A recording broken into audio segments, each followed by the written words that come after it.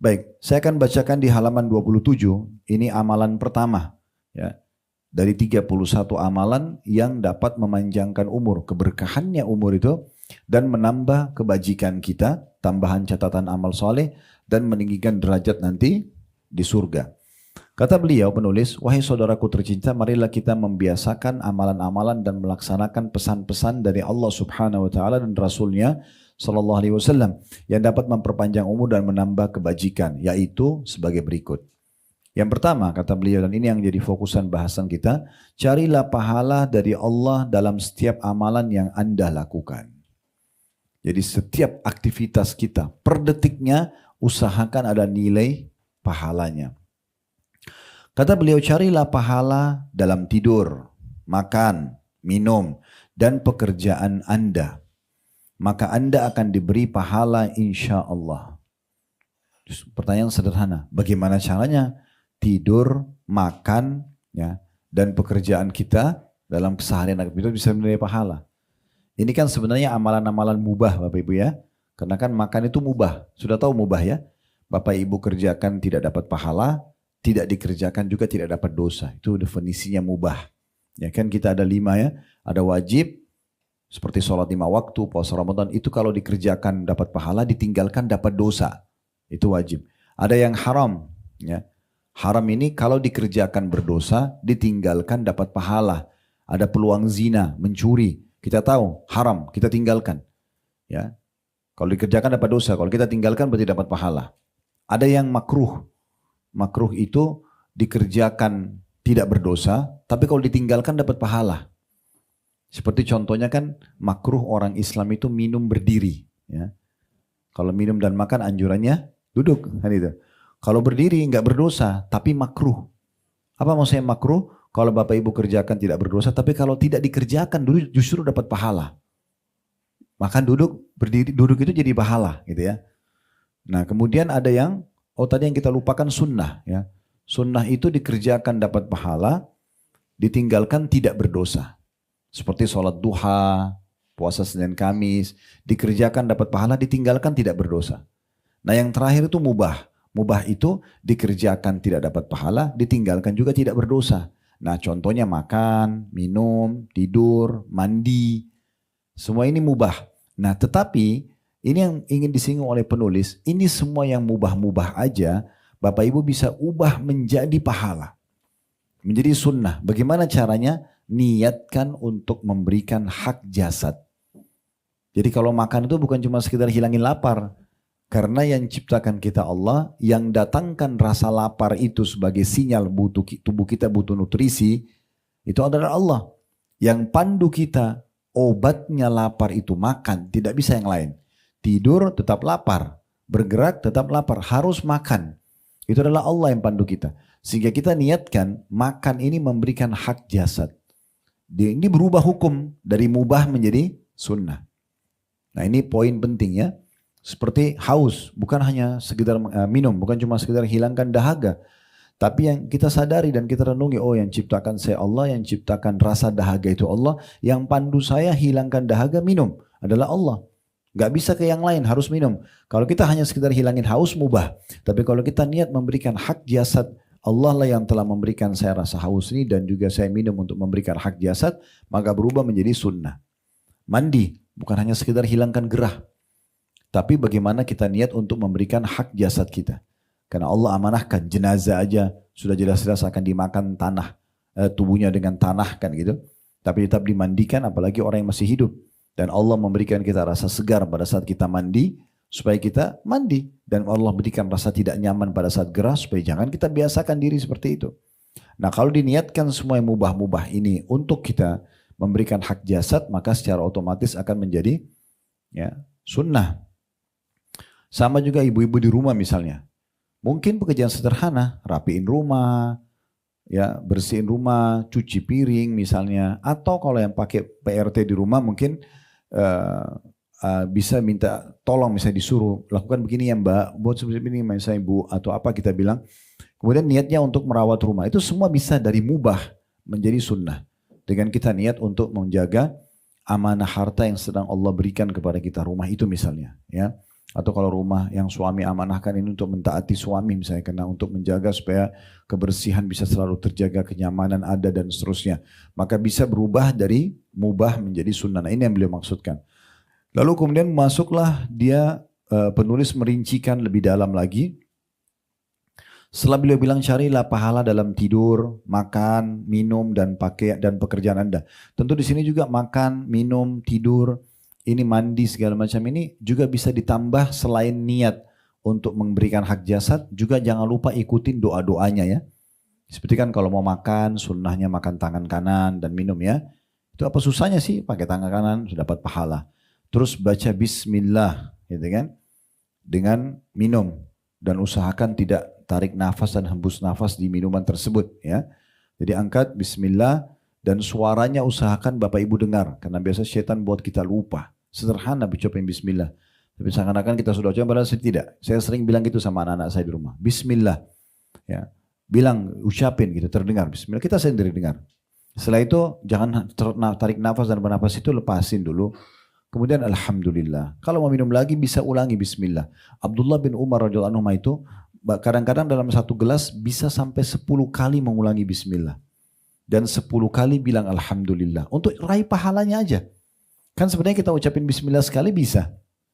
Tapi beliau ingin cari pahala. Bismillah dilepas alhamdulillah. Dapat pahala 2. Bismillahnya pahala, alhamdulillahnya pahala. Kemudian pada saat mau minum, dia ngobrol nih. Minum lagi bismillah, lepas lagi alhamdulillah. Begitu terus ya. Maka ini pahala yang luar biasa bisa didapatkan dari amal-amal yang sederhana gitu ya.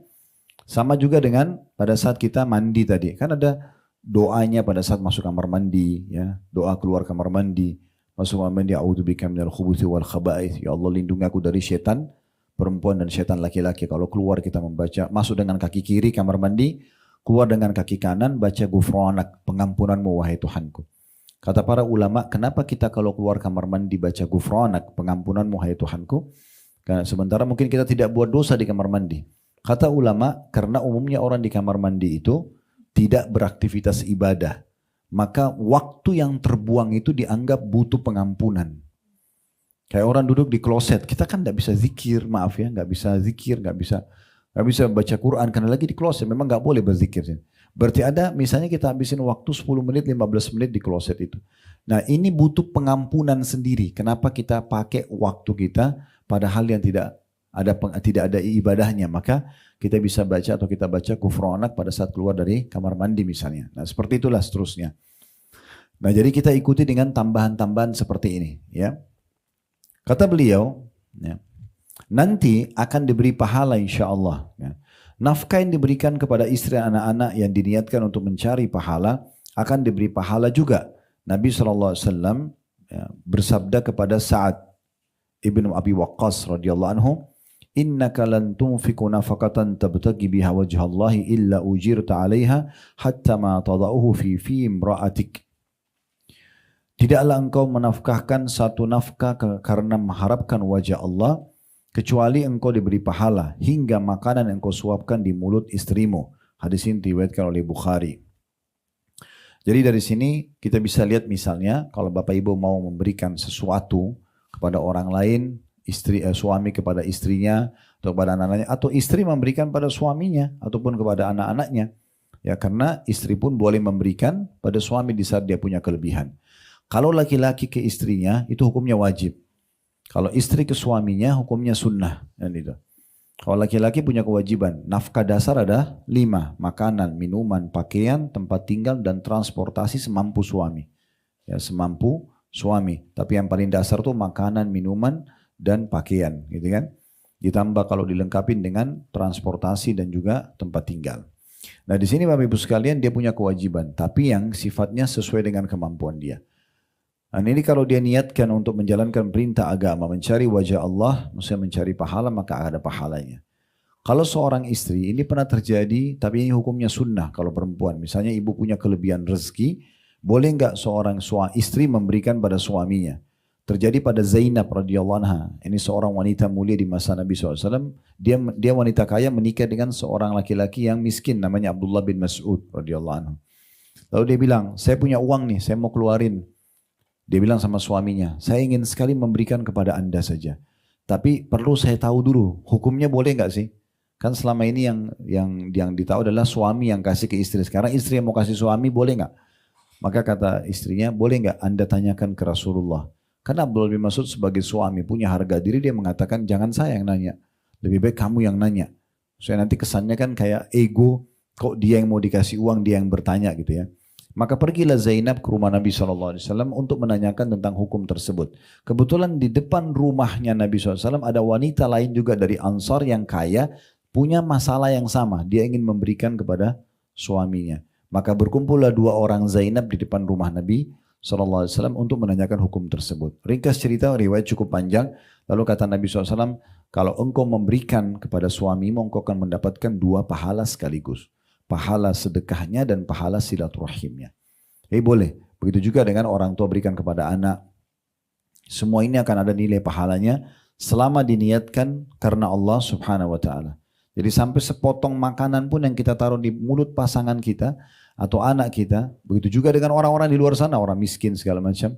Kita misalnya memberikan sembako, ya, beras, misalnya orang-orang miskin, atau Bapak Ibu saya sarankan kalau bisa sudah punya kantong sedekah bulanan, ya gitu.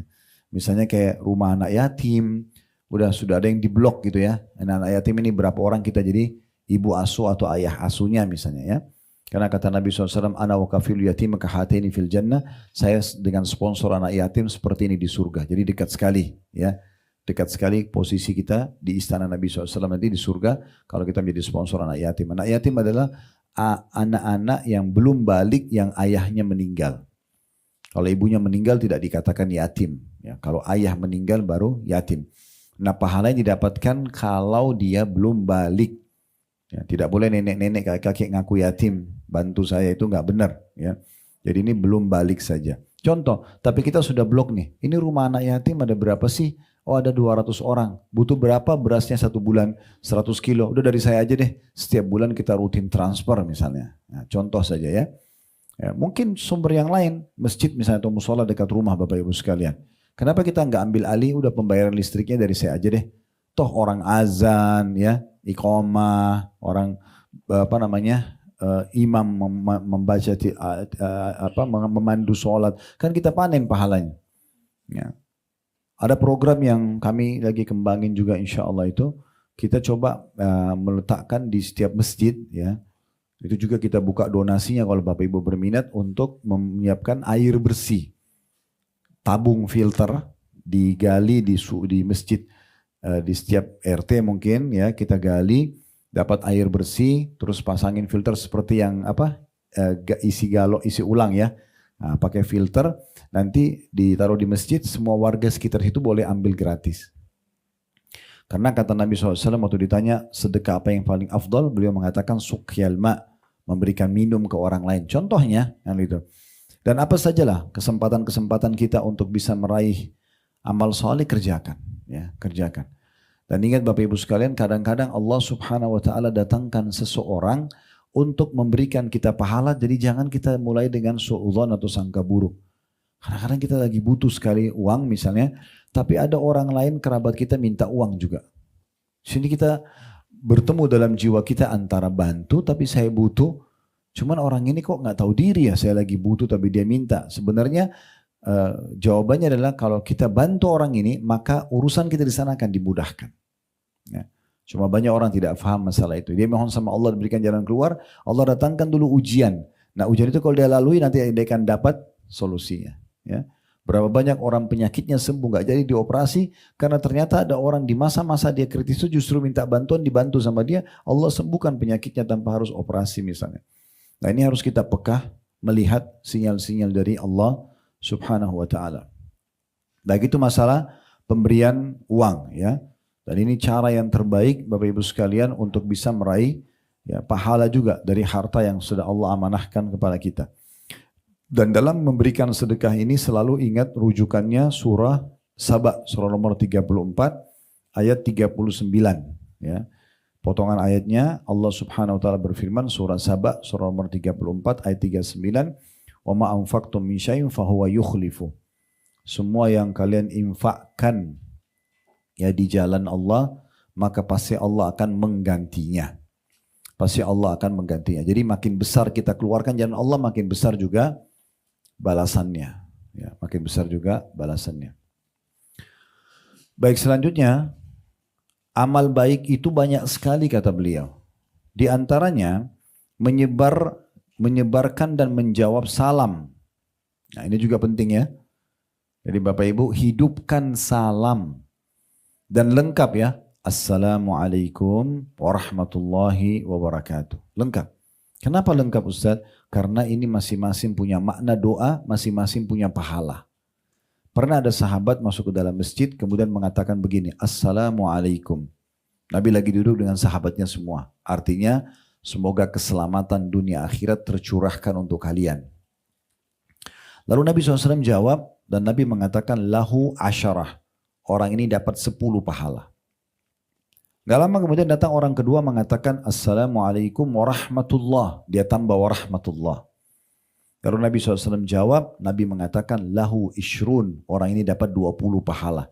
Ternyata Assalamualaikum itu 10 pahalanya. Kalau ditambah warahmatullah 10 lagi. Gak lama kemudian ada orang ketiga datang, dia baca lengkap. Assalamualaikum warahmatullahi wabarakatuh.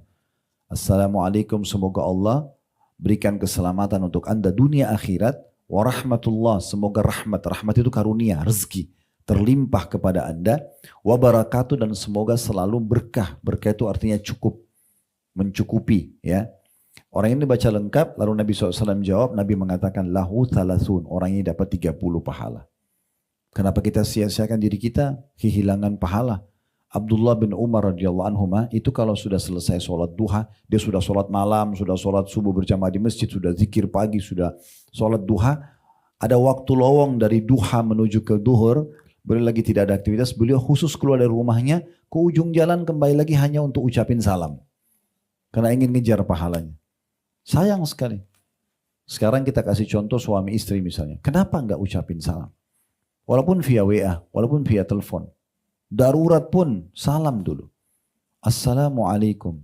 Misalnya suami bilang sama istrinya, semoga keselamatan dunia akhirat untukmu. Warahmatullah, semoga rezeki Allah selalu melimpah untukmu. Wabarakatuh, semoga kau tercukupi. Istri jawab lagi, waalaikumsalam, semoga juga keselamatan dunia akhirat untuk anda. Gitu kan?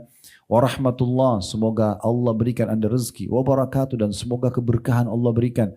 Itu luar biasa. Kalau satu hari kita ngobrol suami istri 5 kali, 6 kali via WA, via telepon. Berapa banyak doa yang bisa kita saling berbagi. Sekarang begitu juga dengan ketemu sama anak-anak. Ngobrol sama anak-anak misalnya. Ya, kenapa nggak ucapin salam? Saya lihat ini Bapak Ibu sekalian di Saudi hidup sekali. Gitu ya. Contoh misalnya saya kalau selama 7 tahun saya tinggal di Madinah dulu. Dari SMA sampai S1 dulu. Dari tahun 90 sampai 98 kurang lebih ya. Waktu itu hampir semua teman-teman Saudi yang saya datang di Madinah berkunjung ke rumah mereka. Itu kami kalau datang, kalau laki-laki ada ruang tamu sendiri, perempuan ada ruang tamu sendiri. Kami dipandu laki-laki ke ruang tamunya, si laki-laki yang temui kami suaminya, gitu kan. Kalau ada tamu perempuan masuk ke ruangan perempuan, nanti yang temui istrinya gitu. Nah pokoknya kami masuk ke ruang tamu laki-laki ini, pertama kami datang, kami ucapin salam, lalu disambut, dijawab salam sama mereka, habis itu kami dipersilakan masuk ke ruang tamu laki-laki.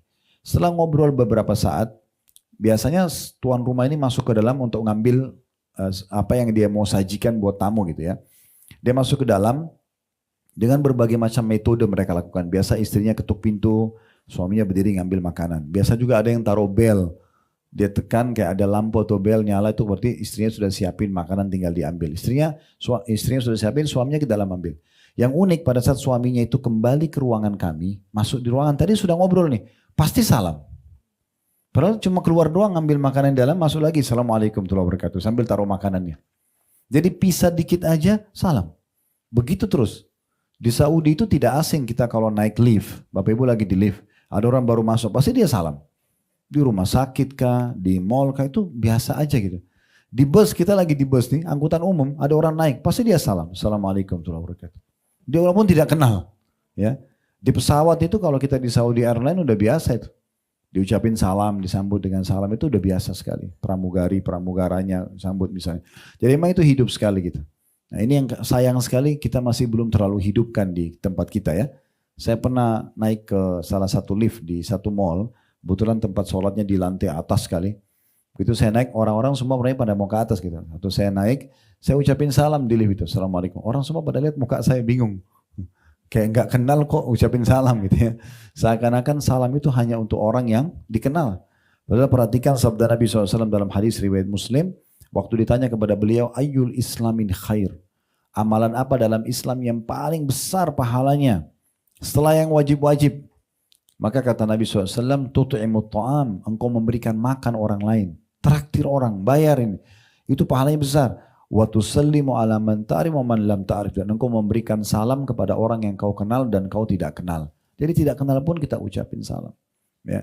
Maka dapat pahala. Kalau ada yang bertanya bagaimana dengan orang non muslim, Ustaz, kita tidak boleh memulai salam sama mereka.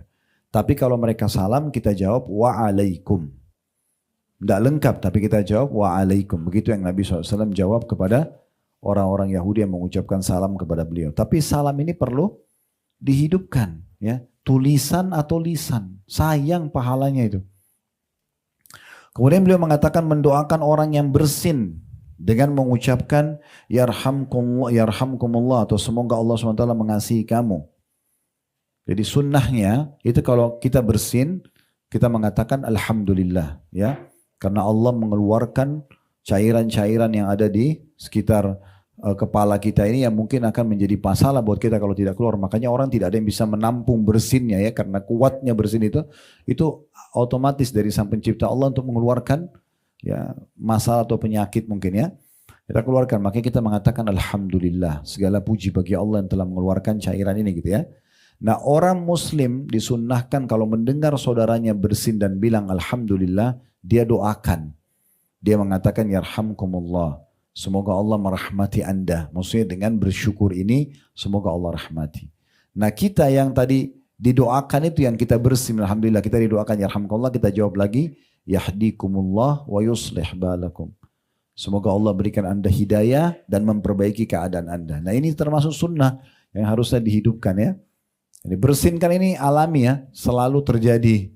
Baik orang lagi sakit atau tidak, kadang-kadang karena ada debu pun, ya, kita bersin. Anak-anak di rumah, pasangan selalu ingatkan. Bersin, alhamdulillah. Nah, kita kalau dia lupa kita ingatkan. Kalau dia sudah ucapkan kita bilang yarhamkumullah. Baru kita lagi ajarkan orang yang tadi anak kita misalnya kita bilang lagi supaya dia mengucapkan kepada orang yang mendoakan yarhamkumullah, yahdikumullah wa yuslih balakum. Kemudian beliau mengatakan juga diantaranya adalah rendah hati atau tawadhu. Nah, rendah hati atau tawadhu. Jadi dalam Islam dianjurkan makin Allah berikan sempurna fisik kita, makin Allah berikan kelebihan ilmu, kelebihan harta, seperti pepatah kita mengatakan, ya, makin berisi maka makin tunduk, ya, seperti padi, jadilah seperti padi, ya. Makin berisi dia makin tunduk. Jadi maksudnya orang itu kalau makin tinggi ilmunya, jabatannya, kedudukannya, kelebihan fisiknya, maka bukan makin sombong, tapi bagaimana dia tawadhu, merendah. Kata Nabi SAW, man tawadha lillah rafa'ahullah. Siapa yang merendah karena Allah, maka Allah akan tinggikan derajatnya, ya. Bukan menghinakan diri, tapi kita tidak gunakan kelebihan yang Allah berikan ini untuk sombong. Kemudian juga memaafkan orang yang pernah menzaliminya. Nah, ini cukup banyak peringatan dari Nabi SAW dan dari Allah Subhanahu Wa Taala. Bapak Ibu bisa buka surah Al-Imran, surah nomor 3, ayat 133 sampai 134, ya. Itu ada penyebutan tentang salah satu potongan ayat yang menyebutkan tentang memaafkan orang lain, ya. Surah nomor 3 ayat 133 sampai 134, ya. Allah mengatakan, saya bacakan, ya. Al-Imran surah nomor 3 ayat 133, wasari'u ila magfirati min rabbikum wa jannatin arduhas samawati wa ardu iddat lil muttaqin. Dan bersegeralah kamu kepada ampunan dari Tuhanmu, maksudnya selama ada kesempatan belum meninggal segera bertaubat, dan kejarlah surga yang luasnya seluas langit dan bumi yang disediakan untuk orang-orang yang bertakwa. Makna bertakwa orang yang patuh, ya. Segera nanti pada saat meninggal supaya tidak nyesal masuk ke surga, maka segera bertaubat dari dosa-dosa dan segera menjadi orang yang bertakwa. Nah, di antara ciri orang yang bertakwa 134-nya adalah alladzina yunfikuna fis sarra'i wad dharra'i wal qadimina al ghaidha wal 'afina 'anil nas wallahu yuhibbul muhsinin. Yaitu orang-orang yang menafkahkan hartanya baik di waktu lapang maupun sempit. Lagi kaya raya atau lagi susah, tetap aja dia bersedekah. Dan orang-orang yang menahan amarahnya. Dia bisa emosi, bisa lampiaskan, dia punya jabatan, dia punya kekuatan, dia benar, tapi dia justru mengontrol. Bahasa Arabnya kadhiminal ghaidh. Ini punya kedudukan sendiri nih ya. Di saat kita bisa lampiaskan, kita justru tidak melampiaskannya. Kemudian dan memaafkan kesalahan orang. Nah ini ciri orang yang bertakwa. Memang berat orang tadi kita memaafkan ya. Tapi ini perintah Allah SWT. Dan Allah menyukai orang-orang yang berbuat kebajikan. Nah ini ciri orang-orang ahli surga, nah dibalas surga ya. Ada juga 135-nya tapi ini sudah berhubungan tambahan ya. Saksi bahasan kita tadi yang memaafkan orang lain. Saya bacakan juga 135-nya sekaligus. Walladzina idza fa'alu fahishatan aw dhalamu anfusahum dzakarullaha fastaghfaru lidzunubihim wa may yaghfiru dzunuba innallaha wa lam yusirru ala ma fa'alu wa hum ya'lamun. Yaitu orang-orang yang apabila mengerjakan perbuatan keji dan atau menganiaya diri mereka, maksudnya buat dosa ya. Maka mereka ingat kepada Allah dan memohon ampun terhadap dosa-dosa mereka dan siapa lagi yang dapat mengampuni dosa selain daripada Allah dan mereka tidak meneruskan perbuatan keji itu sedangkan mereka mengetahuinya. Nah di ayat 136-nya dipastikan dengan semua itu tadi ya dia bisa mengontrol emosinya, suka bersedekah, mengontrol emosinya, kemudian dia memaafkan orang lain dan dia kalau berbuat dosa dia segera kembali kepada Tuhannya. Di 136-nya Allah bilang ulaika jazaohum maghfiratu min rabbihim wa jannatun tajri min tahtiha al-anharu khalidina fiha wa ni'ma ajrul amilin. Mereka itu adalah balasannya ampunan dari Tuhan mereka dan surga yang di dalamnya mengalir sungai-sungai sedang mereka kekal di dalamnya dan itulah sebaik-baik pahala orang yang beramal. Saksi bahasan kita tadi di 134-nya wal afina 'anin nas dan orang-orang yang suka memaafkan orang lain. Selanjutnya kita kembali ke buku kita dan berbuat baik kepada orang yang telah berbuat jahat kepadanya. Maksudnya tidak membalas kejahatan dengan kejahatan. Jangan orang gibah kita balas dengan gibah. Dia dosa, kita dosa. Jangan orang fitnah kita balas dengan fitnah. Dia dosa, kita dosa. Ya. Jadi jangan balas keburukan dengan keburukan. Tetap aja kita baik. Ya, walaupun orang itu berbuat buruk ya. Kemudian di sini dikatakan semua perkara ini bila dikerjakan seorang muslim karena ketaatan kepada Allah dan niat baik mengharapkan wajah Allah semata, tidak dilakukan sekedar kebiasaan atau kamuflase saja, maka ia akan mendapatkan pahala. Bahkan ketika seorang muslim menggauli istrinya pun, hubungan biologis suami istri pun, ini contoh yang lain didatangkan oleh beliau, ya ia akan mendapatkan pahala karena Nabi SAW mengatakan fi buti ahadikum sadaqah. Persetubuhan salah seorang dari kalian adalah sedekah. Jadi semua bisa nilai pahala, termasuk hubungan interaksi biologis suami istri. Ini ada sebab hadisnya Bapak Ibu sekalian ya. Karena pernah ada sahabat-sahabat miskin datang kepada Nabi SAW mengatakan begini, ya Rasulullah, sahabat-sahabat kami yang kaya mengalahkan pahala kami.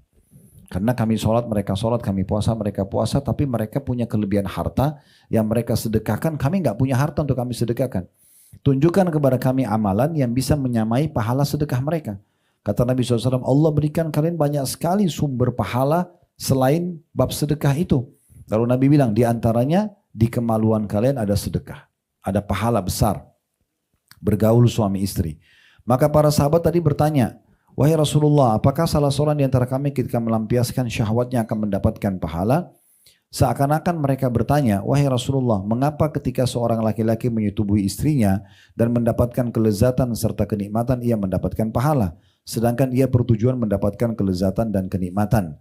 Maka Nabi SAW menjawab, Ara'aitum la wada'a fil haram kana alaihi wizir, fakadhalika idha wada'a fil halali kana lahu ajr. Bagaimana pendapat kalian kiranya ia melampiaskannya dalam keharaman, kalau zina? Apakah ia mendapatkan dosa? Tentu jawabannya iya, karena orang zina kan dosa. Maka Nabi SAW begitu pula bila ia melampiaskan dalam kehalalan, maka ia akan mendapatkan pahala. Ya, jadi maksudnya hubungan biologis saja bisa kita mendapatkan kenikmatan sekaligus pahala. Ya. Tapi kalau diniatkan memang untuk ya menjalankan sunnah Nabi SAW. Pernah ada dua riwayat ini perlu saya sampaikan ya. Karena memang tidak selamanya orang dalam rumah tangga itu selalu ingin berhubungan biologis. Mungkin ada saatnya dia jenuh, dia emosi, dia nggak mood dan segala macam. Nah, kalau orang lagi mood, lagi segala macam mungkin sudah umum orang lakukan. Ya. Tapi tinggal diniatkan untuk mengerjakan sunnah Nabi SAW sehingga bukan cuma kenikmatan tapi dapat pahala sunnahnya. Maka pernah terjadi seorang wanita datang kepada, ini riwayat pertama yang saya ingin sampaikan, Ada seorang wanita datang kepada Ummul Mukminin Aisyah radhiyallahu anha dan dia mengatakan, bagaimana kalau seandainya seseorang di antara kami lagi marah sama suaminya, lagi tidak mood. Apakah dia tetap wajib melayani biologisnya? Kata Aisyah, iya. Bahkan seseorang di antara kalian kalau sudah di atas tunggangannya, kalau kita sekarang sudah naik mobil dan sudah mau pergi, dipanggil suaminya, dia harusnya menjawab. Kenapa? Karena dia sedang bukan masalah suaminya, tapi sedang menjalankan perintah Tuhannya. Nah, gitu. Itu kalau perempuan. Kalau laki-laki, pernah ada orang datang kepada Imam Ahmad dalam satu riwayat mengatakan, apakah kami bisa mendapatkan pahala di saat kami lagi tidak mood sama istri, tapi harus memenuhi kebutuhan biologis dia. Kata Imam Ahmad, iya, kamu bisa niat untuk memberikan hak dia atau niat untuk mendapatkan keturunan darinya. Semua tetap ada pahalanya. Ya. Dan boleh kita garis bawahi Bapak Ibu sekalian, biasanya syaitan justru menghiasi biologis-biologis yang haram. Di saat orang maaf dengan pacarnya malah dia semangat untuk biologis tersebut, tapi kalau sama pasangan halal dia selalu dibuat dikelabui oleh syaitan, jenuh, bosan dan segala macam. Karena syaitan tidak mau kita mendapatkan pahala. Ya. Rumah tangga itu akan langgeng ya, 50-70% kalau persentasenya di saat biologisnya sehat. Di saat biologisnya rusak maka akan terganggu 50-70% rumah tangga itu. Makanya syaitan kadang-kadang buat cuma marahan sedikit saja, udah nggak biologis 2-3 hari, bahkan 1 minggu, ada yang sampai 1 bulan. Ini semua adalah pintu-pintu syaitan yang ingin membuka pintu-pintu kerusakan dalam rumah tangga tersebut. Oleh karena itu, dalam Islam dianjurkan justru mengejar pahalanya di situ. Baik, sebagai penutup, kata beliau di sini di halaman 29 ya, sebagian salaf maksudnya orang terdahulu sebelum kita, mengatakan tidurnya orang mukmin, makan dan minumnya, semua itu adalah amal-amal soleh yang pahalanya akan mengalir padanya bila diniatkan sebagai ketakwaan dalam ketaatan kepada Allah Subhanahu wa ta'ala. Baik.